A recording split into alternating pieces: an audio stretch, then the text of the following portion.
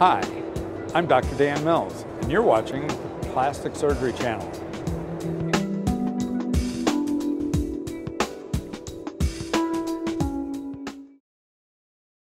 Welcome back to Plastic Surgery News. A recent online survey of more than 120 plastic surgeons nationwide has resulted in the bad and frankly surprising news that only half of them know how to properly wash their hands.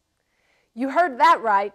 A research team at Thomas Jefferson University Hospital conducted the survey to establish the current hygiene knowledge and standards among a group of ear, nose, and throat trained facial plastic surgeons. And overall, the survey showed what the final study termed suboptimal hygiene standards. Only 53% of the surgeons were aware that alcohol-based cleaners were best against bacteria on hands that appeared clean. 74% of them were aware that soap and water is best on hands that appear dirty.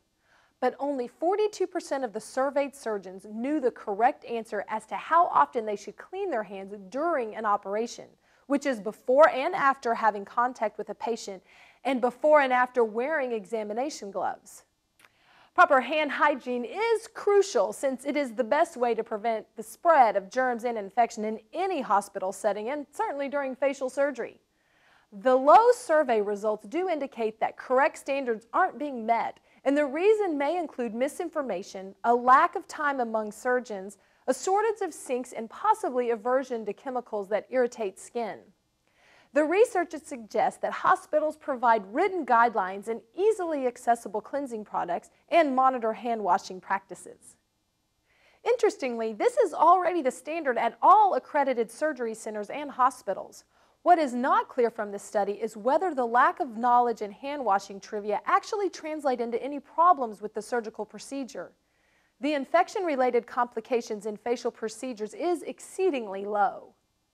This study also surveyed facial plastic surgeons who go through a different training pathway than board-certified plastic surgeons via the American Board of Plastic Surgery.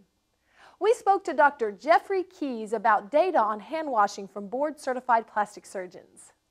The study itself says a number of things, and I'm not sure that a prospective patient has to be overly concerned about it, because what happens usually when a surgeon's going into surgery, whether it's in an outpatient setting or a hospital setting, they usually are provided with this type of a sponge with already sterilizing material built into the sponge. This particular one is chlorhexidine gluconate, and it'll certainly make you totally prepared for surgery and can be used in lieu of betadine or alcohol. As a matter of fact, very few of the current sponges that are used are pure betadine, and some of them may be alcohol-based, but I don't think many surgeons even use betadine to scrub their hands before surgery. You know, the first thing that surgeons learn is how to scrub their hands before surgery.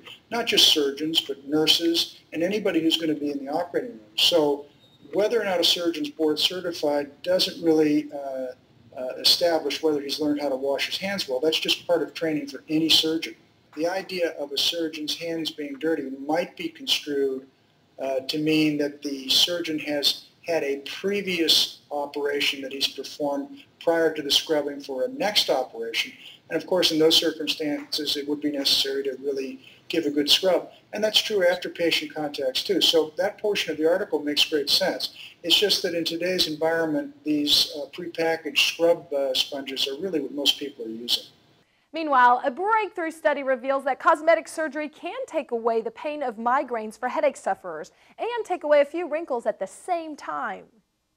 3 surgeons in Cleveland have spent a decade examining the effect that a facelift can have on the nerves that cause migraines. The results published in this month's edition of Plastic and Reconstructive Surgery are based on a theory that migraines are caused by trigger points in the facial nerves.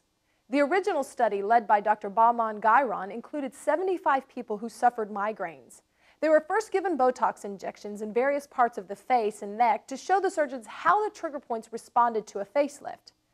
Many of the patients reported relief from their headaches, but the effects of Botox by nature are temporary. So the doctors then performed facelift surgery to disable the various trigger points. Patients who had experienced forehead migraines, for example, had their frowning muscles removed. Those who had been suffering from pain in their temple area were given nerve surgery that lifted their eyebrows.